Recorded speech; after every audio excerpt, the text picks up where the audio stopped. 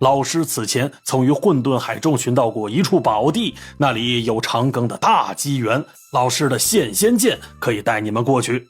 此时紫霄宫商议封神之事刚过，咱们跟阐教也不可能直接打起来，西方教更是不敢露头，这时候去取来此宝正好合适。关键是你们可以趁着机会好好独处一番，混沌海中可没天道监察，圣人老爷都寻不到你们的所在，也无法用至宝窥探。多宝道人看云霄有些犹豫，趁热打铁。莫忘了咱们截教的教义，截取一线生机，总是空等可得不来什么。大劫就在明日，谁都不知道今后会发生何事，这万一……师妹，你莫非是想留下遗憾？云霄仙子轻轻皱眉，慢慢握紧了那一枚玉符与小剑。晴天白日，南海上空的风儿甚是喧嚣呢。自东向西的仙云上，赵公明仙时注视着安水城，故意放慢云头，小声问：二妹，咋还非要去海神庙啊？直接去长庚住处不好吗？而今他备受关注，你我一言一行都容易导致他身处被动。咱们去海神庙中与他相见，若他答应了此事，再一同去天外会合。话虽如此，赵公明扭头看脸身后乾坤，仿佛看到了多宝打出的虚空之洞。这事儿都凑个什么热闹啊！云霄轻抿嘴角，略微有些无言，又忽得轻轻皱眉，看向了西天的方向。那里一朵白云带着三道身影，说笑间赶去了远处的南海之滨凡俗大城。对方也似是同时发现了云霄与赵公明的身影，双方都无遮掩，对方的说笑声顿时停了，与截教两仙隔空相对，略显尴尬。云霄仙子素云袖轻轻一摆，一抹白云将她的身形遮掩，却是如此表态，来自于海神教主人家的从容。阐教来的三位神仙互相对视一眼，各自都有些迟疑。倒是太乙真人耸耸肩，当先一步驾云而出，朝着安水城海神庙落去。他们飞入安水城方圆300里，李长寿的指导人旋即被惊动。正在树下讲道的他扭头看脸灵娥，发现灵娥已经是被朵朵青莲环绕，小脸儿似熟睡时那般恬淡中带着点纯真。挺好，才这点倒好，先消化消化吧。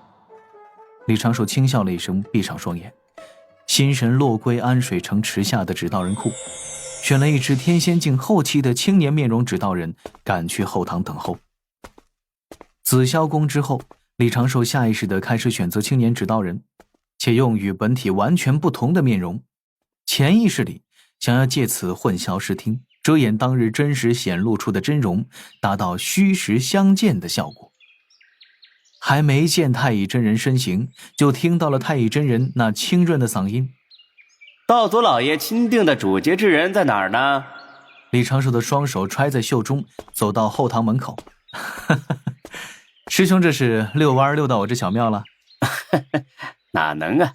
太乙真人自空中现身，一身红袍，负手迈步而下，笑道：也是受大师兄所托，来你这儿混个脸熟。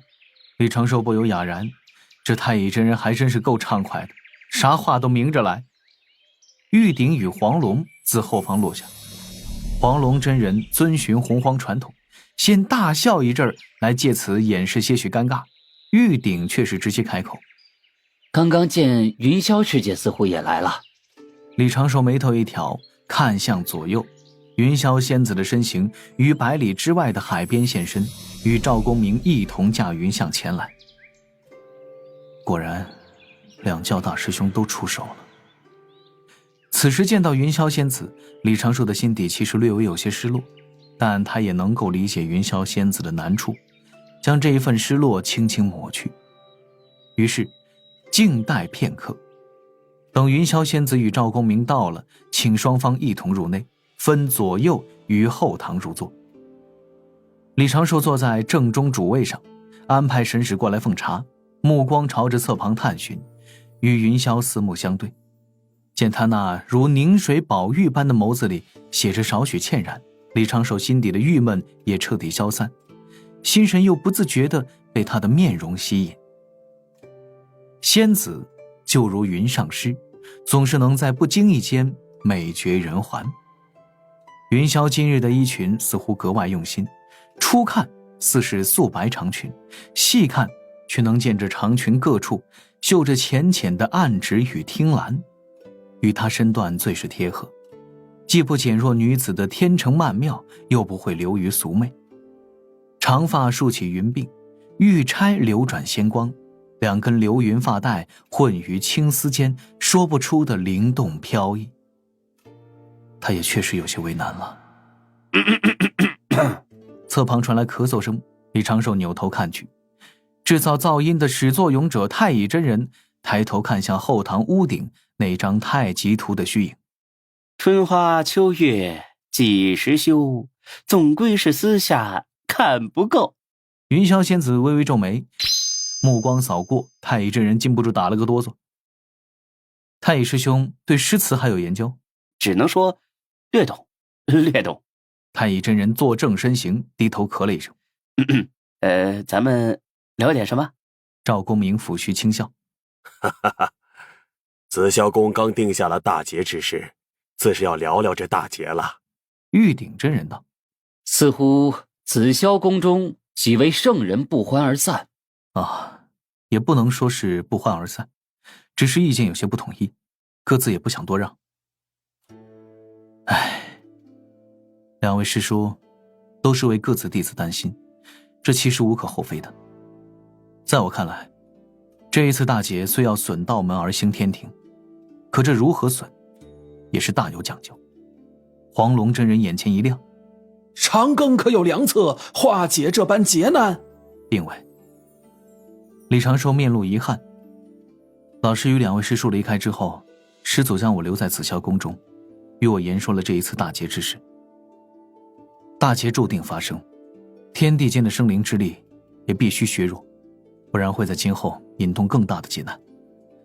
此次封神大劫，西方教、阐教、截教入劫，已是无法更改。三教与三教所属的仙道势力必有损伤，但是这个损伤有一个总量，只需将生灵之力降低到一个安全的水平线，就可以无限期的延缓真正的劫难降临。真正的劫难是指九无权？不错，情况比咱们想的都要严重。生灵业障，天地难负，若生灵与天地闹到只能存一的地步，那才是最大的劫。大劫，唉，也不知是否会有一日与公明师弟斗法相向啊。咱们何不主动避战呢？若是你我都要下场在这劫难中走一走，两教还能有几人不沾劫运呢？这般情形，死伤定是已无法计算。确实。咱们不必太过悲观，这不是有长庚在的吗？李长寿满头的黑线，捧杀吧这是？也不对，这大阴阳师现在还不明白大劫的威力。我也做不得太多，只能在自己力所能及的范围之内，尽力的护下两位师叔钟爱的弟子。我这里给各位师兄透个底儿，师祖也已无法阻拦大劫降临。几个人面色凝重了许多，云霄柔声问：那封神榜上最后可签了名字？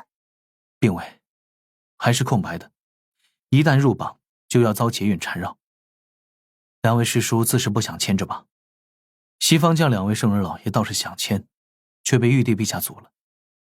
毕竟西方教与天庭处处为难，玉帝并不想用这般只会勾心斗角的陈述。这话已是暗示的十分明显了。太乙真人嘀咕：那咱们先一步投奔天庭，岂不是可避开封神榜？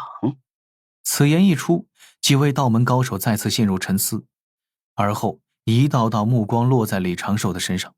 赵公明感慨：哎呀，老弟，你当真是深谋且远虑，算计无遗漏啊。李长寿淡定的一笑，一切尽在不言。他总不能说自己刚修行没几年就开始担心封神大劫，这些话便是对云霄灵娥也是不能直说的。倒不是怕自己暴露根脚，毕竟已得了天道认可，只是单纯的不想让他们有异样之感。太乙真人嘴角微微抽搐，不会真有人觉得咱们大师伯算不到这劫难？不会吧？房梁上的太极图突然一颤，太乙真人瞬间倒躯绷直，汗毛直立，坐在那儿一动都不敢乱动。李长寿淡定的一笑，将话题引到了如何躲避这次大劫之上。太乙真人的这张嘴啊，还真有可能引发道门血案。稍后去兜率宫拜访，还要请老君多炼制几颗封口球，专克太乙的这种。闲聊半日后，阐教3位仙人告辞离去，截教赵公明也借故离开。李长寿见云霄寺有些欲言又止，就主动开口：可否留下多陪我一阵？师祖将这般重任直接压在我身上，我最近的压力有些太大了。云霄仙子温柔颔首，目光依依。待赵公明走后，李长寿对云霄轻轻眨眼，指了指地下。云霄颇为无奈地嗯了一声，于是李长寿主动约云霄在凡俗城中走走。云霄答应一声，与他出了海神庙，踏入人来人往的街巷。绕过几处小巷，走过茶楼酒肆，一路都是李长寿主动开口。云霄仙子静静聆听，时不时也会关注一些凡人能工巧匠的杰作。直到一阵微风吹过，两个人的身形在一处巷口突然化作2团云雾消散。躲在土洞中尾随的几名截教大弟子面面相觑，多宝道人纳闷：刚刚的障眼法是云霄师妹做的，当真高明啊！从道运看，不是姐姐。琼霄嘟囔着：都看这么久了，大师兄你也该放心了，让姐姐跟我姐夫独处不行吗？就是。碧霄仙子也道：大师兄你是不放心我家姐姐，还是信不过我们姐夫？金陵圣母也道：咱们继续跟着也不像话，回吧。云霄师妹自是能处置好此事。不是，刚才喊着追上来看看的不是你们3个吗？琼霄、碧霄也就算了，从远古至今都是调皮捣蛋惯了，一向正直的金陵师妹怎么也……哎，行吧，打道回岛，琢磨琢磨怎么约束同门，躲避大劫。哎，这次不知道要死多少人，上古时看巫妖大战热闹得很，如今也轮到咱们喽。大师兄不要担心，不说其他的，阐教有几位师兄师弟能应对咱们？也是这般道理，不过还是不能放松警惕，大劫毕竟是大劫，不好相与。多宝缓声轻叹，驾着土洞渐行渐远。南海之滨，某处隐蔽的沙滩上，2道身影正并肩在林荫散步。云霄说了混沌海中重宝之事，李长寿不由一阵沉吟。通天师叔这是几个意思？让我暂时离开洪荒所谓何事？想用宝物拉拢我？这还用拉拢吗？我此时本就有些偏向截教，且就算再拉拢，也不敢强行更改大劫之事。通天师叔此举必有深意，总不可能是安排我跟云霄一同外出旅游增进感情，更不可能是安排我们找机会生米煮成粽子。云云怎么可能会这么主动呢？真相只有一个，截教是要做什么大事，所以让我先避一避。所以说，通天师叔到底是想做点什么？改变了战术思路，趁着截教是全盛的状态，召集众弟子，扛起诛仙4剑，不管3七21，直接一路平推灵山，威压玉虚。哎呀，还真有这般可能啊！李长寿沉吟几声，本是想要开口问得更详细一些，却见云霄俏脸微红，巧言略带期待，薄唇时抿时松，不由多看了几眼。